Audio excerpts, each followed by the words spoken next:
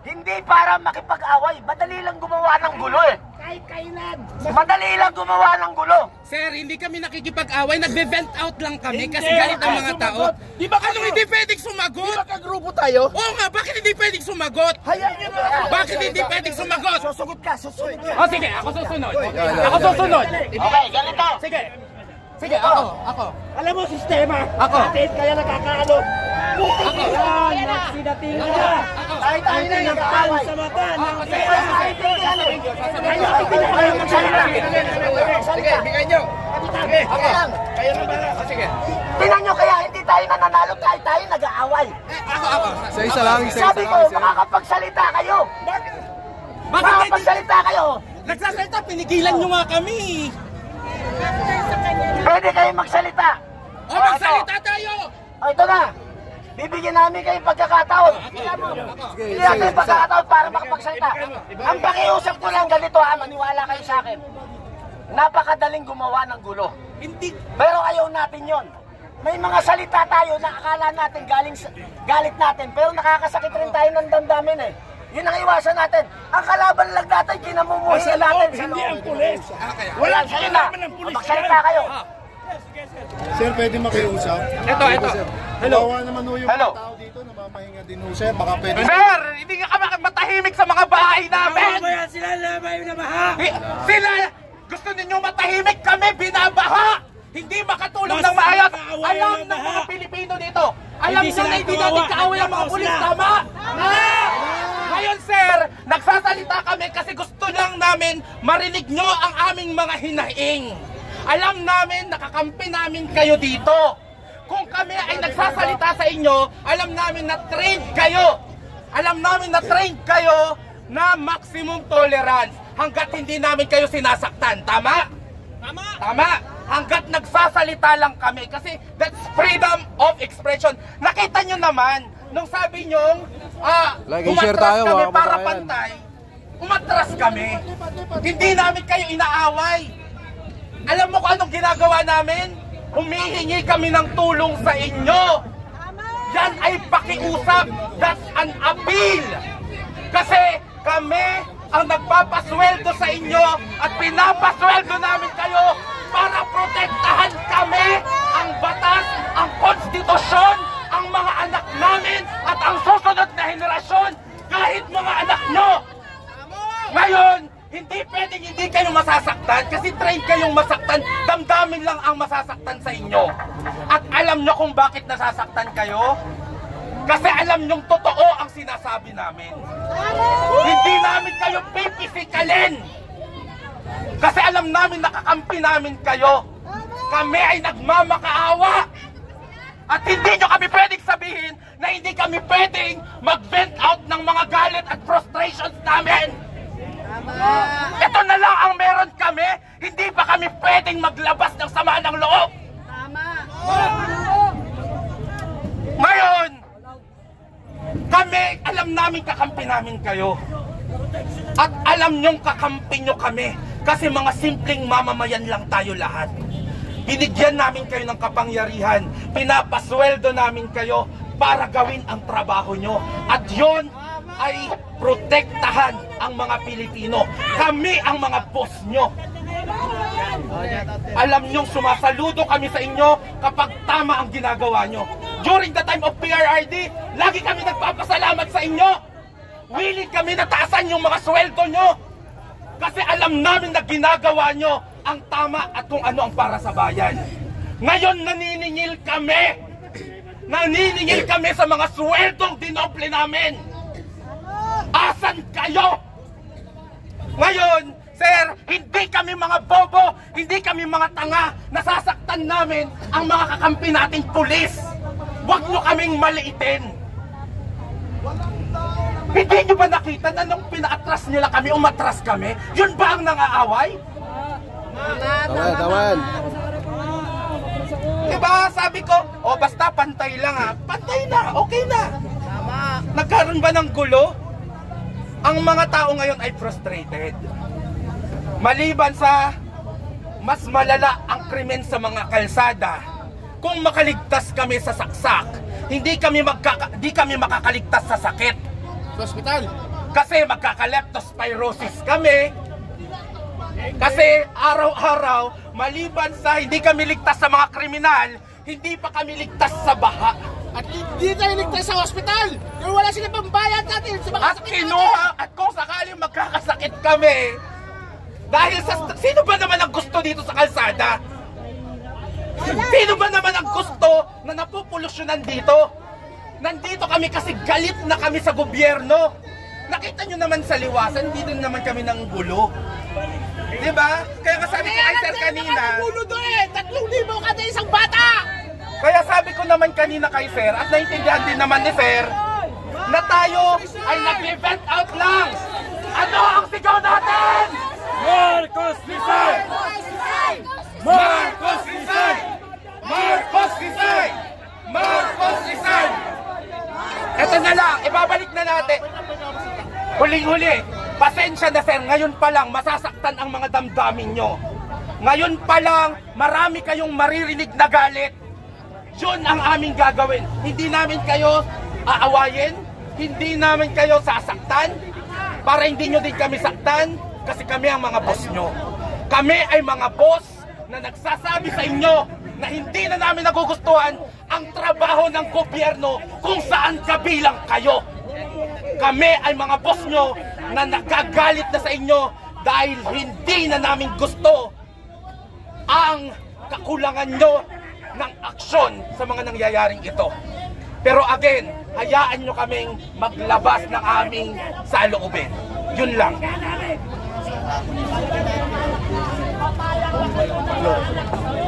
Mga start, ipaalala ko sa bawat isa sa mga kapatid natin mga kapulisan dito, ano po ba ang inyong mga tungkulin? Ang tungkulin nyo ang protektahan ang bawat isa, ordinaryong Pilipino, hindi ang mga putang na nakatira sa loob ng mamahaling subdivision na yan. Tama! Huwag nyo sasabihin sa amin na namamahinga sila. Ay putang ina, eh paano naman kami dito? Sila ay natutulog sila naka-aircon! Samantalang iba, At kawawa! ang bahay nila, sa tingin nyo ba naririnig nila tayo? Naka-soundproof ang yan! Naka-soundproof! Eh putang ina, marinig kaya tayo nila? Hindi! Huwag nyo kami i-disperse ito! Una sa lahat, papaalala ko sa inyo, nung pinatampot ni Bangang si Tatay Digong, ang sabi ni Tatay Digong, huwag nyo akong protektahan! Huwag nyo protektahan ang bawat isang politiko! Ang protektahan nyo ang mga Pilipino at ang Constitution! The moment that the Constitution is being stepped upon, then that's the time that you have to act! Yun ang sinabi sa inyo, ni Tatay Digong. Like and share tayo ah. Paalala ko sa inyo, hindi lang flood control ang may problema dito. Remember what happened sa PhilHealth? Ibinalik ba ang pera sa PhilHealth? Hindi. Paano? Hindi kami magkakasakit sa leptoso, hindi kami mamamatay sa baha. Hindi kami mamamatay sa pagkalunod, pero mamamatay kami sa sakit. The moment na dalhin kami sa public hospital, meron bang gamot na pwede ibigay sa aming mga ordinaryong Pilipino? Wala! Mamamatay kami sa hospital mismo ng gobyerno, na kung saan dapat ang hospital ng gobyerno ang magliligtas sa buhay ng bawat isang ordinaryong Pilipino. Kayo ay kasama doon sa mga ordinaryong Pilipino.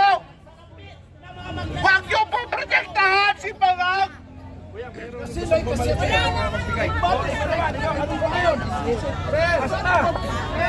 Sila gusto magsalita.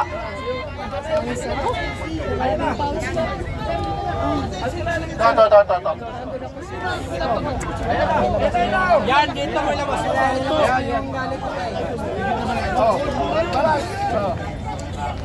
Relax lang po. You're on the stage. Ito ako nakikiusap lang ako sa inyo Mabata pa kayo Bata pa talaga ito mga fresh. Marami pang bigas na kakainin. Lahat kayo gwapo. Papunta pa lang kayo, bumalik na sila. Sayang. Sayang